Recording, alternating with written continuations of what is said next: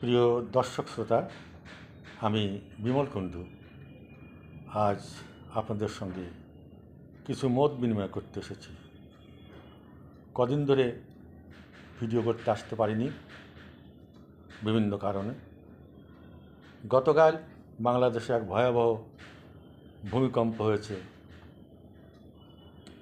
বেশ কিছু ক্ষয়ক্ষতি হয়েছে। অনেকে অনেক কিছু বলেছেন, অনেক মতামত ফেসবুকে দেখতে পেয়েছি। কেউ বলেছেন আল্লাহর ইচ্ছা, কেউ বলেছেন আল্লাহর গজব। আমি বলি, হুজুররা প্রায়ই বলে থাকেন 90% মুসলমানের দেশে শরিয়া আইন কায়েম করতে হবে, সেখানে হিন্দুদের কোনো আচার আচরণ অনুসরণ করা চলবে না। তো কালকের ভূমিকম্পের পর আমার একটা কথা মনে হয়েছে, এই 90% মুসলমানের দেশে একজন সুদখোর বেনামাজি লোকে বলে থাকে তিনি নাকি মুসলিম নন, তিনি খ্রিস্টান ধর্মে দীক্ষিত হয়ে খ্রিস্টান মেয়েকে বিয়ে করেছিলেন। সেই ডক্টর মোহাম্মদ ইউনূসকে আপনারা কিভাবে দেশের প্রধান উপদেষ্টা নিযুক্ত করেছেন, এবং সেই পাপে হয়তো কালকের এই ভূমিকম্পটা হয়ে গেল। সামান্য একটু ইশারা দিয়ে গেল বাংলাদেশের জনগণকে, যারা বিপ্লব করে নতুন একটা সরকার, অবৈধ সরকার প্রতিষ্ঠা করেছেন। বন্ধুগণ, অন্য প্রসঙ্গে যাই এবার। গত দুদিন আগে আমাদের জাতীয় নিরাপত্তা উপদেষ্টা জনাব খলিলুর রহমান ওরফে রাজা রহমান ভারতে মিটিংয়ে এসেছিলেন জাতীয় নিরাপত্তা জন্য। দক্ষিণ পূর্ব এশিয়ার কয়েকটি দেশ নিয়ে, মালয়েশিয়া, মালদ্বীপ, নেপাল, বাংলাদেশ এবং ভারত, এই কটি দেশ নিয়ে এই অঞ্চলের নিরাপত্তা সম্পর্কে মিটিং। যদিও এই নামে মিটিংটি হয়েছিল, কিন্তু এর আড়ালে ছিল বাংলাদেশের প্রসঙ্গ খুবই বেশি করে। সেখানে মিটিংয়ের ধার্য দিনের একদিন আগেই মিস্টার রাজার রহমান এসে ভারতের জাতীয় নিরাপত্তা উপদেষ্টা অজিত দোভালের সঙ্গে মিটিং করেছেন বেশ কয়েকবার বলে বিভিন্ন সূত্রের মাধ্যমে জানা গেছে। ভারতের পক্ষ থেকে অজিত দোভাল তার হাতে একটা ডোসিয়ার তুলে দিয়েছেন। সংবাদপত্র এবং ইউটিউবের সংবাদদাতাদের মধ্য দিয়ে আমরা জানতে পেরেছি যে সেই ডোসিয়ারের মধ্যে রয়েছে ৭১-এ পরাজিত শক্তি পাকিস্তানি বাহিনীর বাংলাদেশ অবাধ বিচরণ এবং বাংলাদেশের মধ্যে পাকিস্তানি আইএসআইয়ের সহযোগিতায় জঙ্গি ঘাঁটি গড়ে তোলা, তার যে সমস্ত প্রমাণ ভারতের কাছে রয়েছে সেই প্রমাণগুলো তুলে দেওয়া হয়েছে। এবং ভারতের পক্ষ থেকে নাকি বলা হয়েছে যে এই সমস্ত জঙ্গি ঘাঁটি অচিরেই বন্ধ করে দেওয়া হোক এবং পাকিস্তানের সঙ্গে সম্পর্ক পুনরায় বিবেচনা করে বাংলাদেশ সেই সম্পর্ক ছিন্ন করুক, নতুবা 15 দিন পরে ভারত সরকার তাদের নিজেদের ইচ্ছা মতো ব্যবস্থা গ্রহণ করবে। ইচ্ছে মতো কী ব্যবস্থা আর গ্রহণ করবে? আমরা যদি একটু পিছন ফিরে তাকাই তাহলে দেখতে পাবো যে 2024 সালের 5ই আগস্ট শেখ হাসিনা সরকারের উৎখাতের পিছনে রয়েছে এক আন্তর্জাতিক ষড়যন্ত্র। সেই ষড়যন্ত্রের পিছনে রয়েছে America deep state, Pakistan ISI, পাকিস্তানের জঙ্গি গোষ্ঠী। পাকিস্তানের জঙ্গি গোষ্ঠীর মধ্যে সেই নাম করা যে সমস্ত বেসরকারি জঙ্গিরা রয়েছে, তাদের সাহায্যে পাকিস্তান তাদের মাটিতে এবং বিদেশের মাটিতে বিভিন্ন সন্ত্রাসমূলক কার্যক্রম করে থাকে। তাদেরই ক্যাম্প প্রতিষ্ঠা করা হয়েছে বাংলাদেশে এবং তারা বাংলাদেশের সেই জুলাই বিপ্লবের লোকদেরকে জঙ্গি ট্রেনিং, সন্ত্রাসী ট্রেনিং দিয়ে যাচ্ছে। ভারতের আশঙ্কা যে এই সমস্ত জঙ্গিদেরকে ভারতের বিরুদ্ধে ব্যবহার করা হবে। তাই একটা প্রচ্ছন্ন হুমকি জাতীয় নিরাপত্তা উপদেষ্টা রাজার রহমানের মাধ্যমে জানিয়ে দেওয়া হয়েছে। বন্ধুগণ, ক্ষমতা দখলের পিছনে যে ডিপ স্টেট এবং পাকিস্তান আইএসআর এবং ৭১ পরাজিত শক্তি তারা গোপনে দীর্ঘদিন ধরে কাজ করে গেছে আওয়ামী লীগ সরকারকে শেখ হাসিনার সঙ্গে উৎখাত করার জন্য।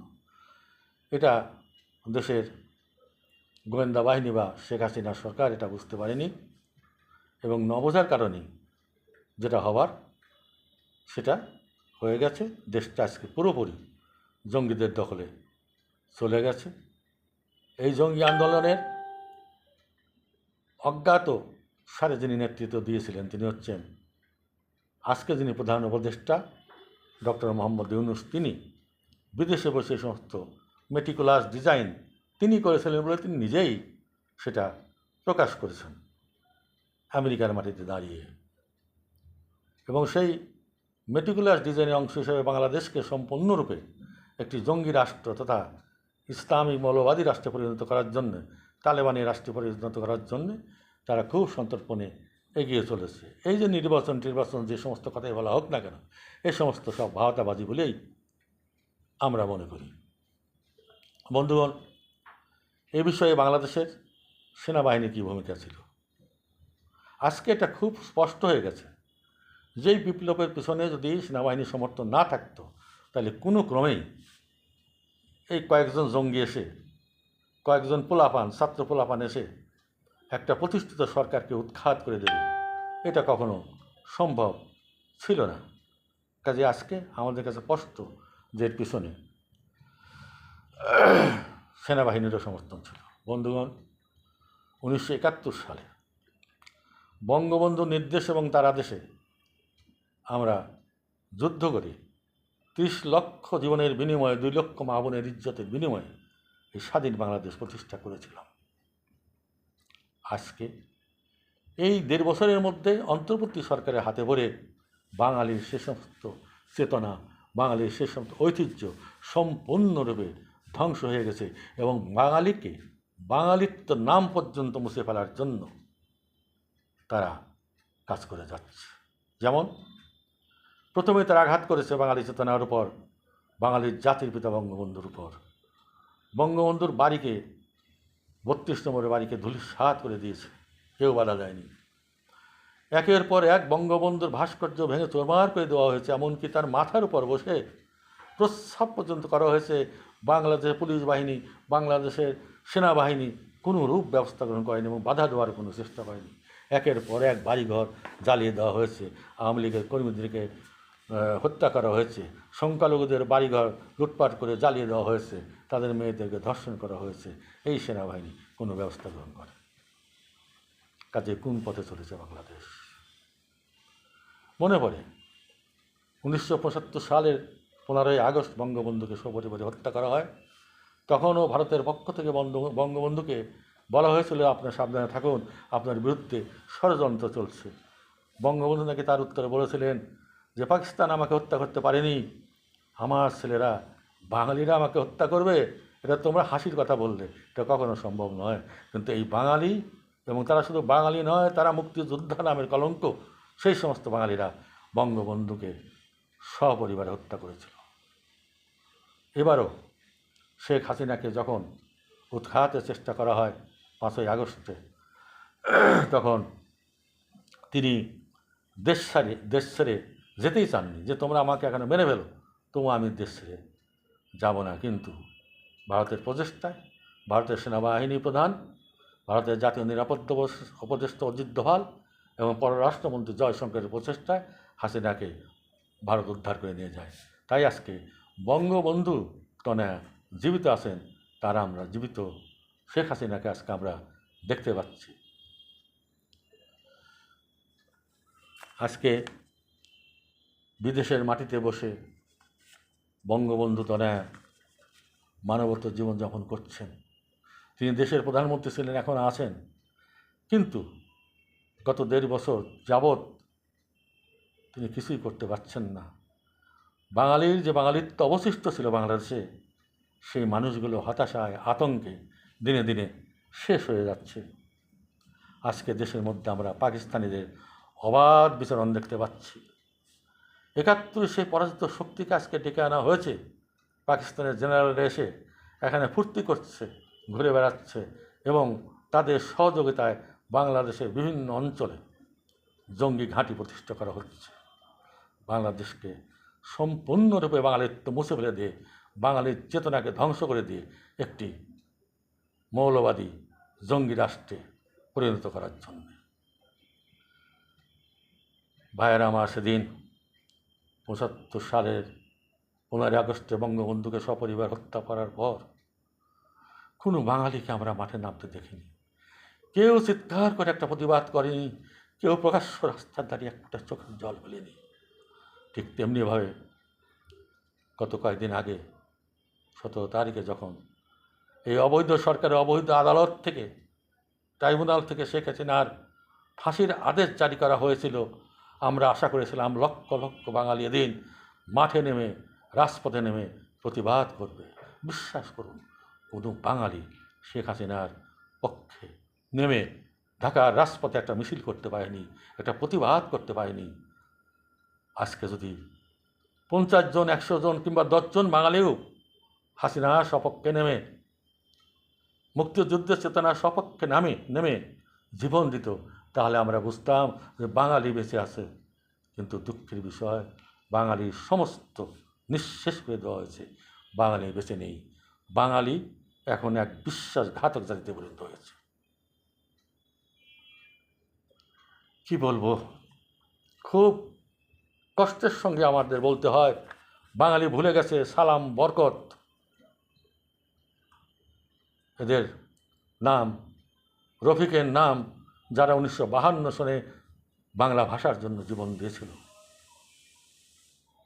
বাঙালি ভুলে গেছে ধীরেন্দ্রনাথ দত্তের নাম, যিনি পাকিস্তানের পার্লামেন্টে দাঁড়িয়ে বলেছিলেন যে না, উর্দু নয়, বাংলাকেও রাষ্ট্রভাষা করতে হবে।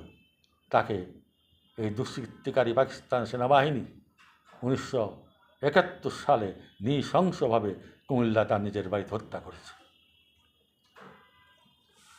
আজকে দেশ স্বাধীন হওয়ার পর এই সমস্ত রাজাকারের বংশধরকে বঙ্গবন্ধু ক্ষমা প্রদর্শন করেছিলেন। তারাই আজকে তেলে জলে উজ্জীবিত হয়ে, অর্থনীতিতে উদ্দীপিত হয়ে তারা বাংলাদেশকে আজকে দখল করে নিয়ে বঙ্গবন্ধু এবং বাঙালির সমস্ত চিহ্ন মুছে ফেলে দিয়েছে। তারা বঙ্গবন্ধু বাড়ি ভাঙার সময় আমরা দেখতে পেয়েছি সেখানে আইসিসের পতাকা উত্তোলন করেছে। এসব কিসের আলামত? শেখ হাসিনা, আপনাকে বলতে চাই, আপনি কি এই বাংলাদেশকে আর উদ্ধার করতে পারবেন? সর্বত্রভাবে এখন বাংলাদেশ আজকে একটা জঙ্গি রাষ্ট্রে পরিণত হয়ে গেছে। কোনো বাঙালি একটা গান গাইতে পারছে না। কোনো মাঝি আজকে পদ্মায় নৌকায় ভেসে যেতে যেতে সেই গানটি, মাঝি বাইয়া যাও রে, এই গানটি আর গাইতে পারছে না। সেই বাঙালি আজকে আব্দুল করিমের গানটি আজকে গাইতে পারছে না। বাংলার নওজওয়ান হিন্দু মুসলমান একসাথে একত্রে গান গাইতাম, কত সুখে দিন কাটাইতাম, গাইতে পারছে না। সেই বাংলাদেশ, সেই বাঙালি আজকে, আমার মনে হয় সেই বাংলাদেশ, বাংলার মাটি থেকে বাঙালি চেতনা একদম মুছে গেছে। এবং এই দুষ্কৃতিকারীর দল, এই ইউনুসের অনুসারী এবং ইউনুস সেই বাঙালি চেতনা এই 1.5 বছরের মধ্যে সম্পূর্ণরূপে ধ্বংস করে দিয়ে সেখানে পাকিস্তানি রাজত্ব কায়েম করে ফেলেছে। এবং পাকিস্তানের সেনাবাহিনীর জেনারেলরা আর সশস্ত্র সেই জঙ্গিরা আজকে অবাধ বিচরণ করে বেড়াচ্ছে। কষ্ট লাগে। বাঙালি নাই। বাঙালিকে আপনি কি আর জাগাতে পারবেন? সেই বাঙালি চেতনাকে ফিরিয়ে আনতে পারবেন? এইভাবে কূটনীতি করে আমার মনে হয় না এই হারানো বাঙালিকে, এই হারানো বাংলাদেশকে আবার আপনি ফিরিয়ে আনতে পারবেন। একজন মুক্তিযোদ্ধা হিসাবে এবং 71-এর যে অভিজ্ঞতা, সেই অভিজ্ঞতার থেকে আমি বলছি, আমাদেরকে আবার সশস্ত্র সংগ্রাম করে আমাদের সেই বাংলাদেশ এবং বাংলাদেশ চেতনাকে সোনার বাংলাকে উদ্ধার করতে হবে।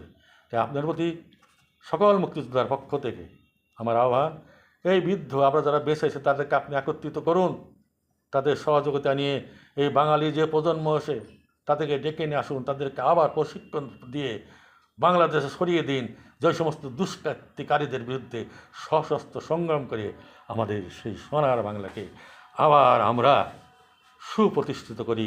সেখানে আপনি আবার প্রধানমন্ত্রী হিসাবে বাংলাদেশের সিংহাসনে আপনি আরোহণ করুন। এটা আমাদের আহ্বান আপনার প্রতি। জয় বাংলা, জয় বঙ্গবন্ধু, বাংলাদেশ চিরজীবী হোক।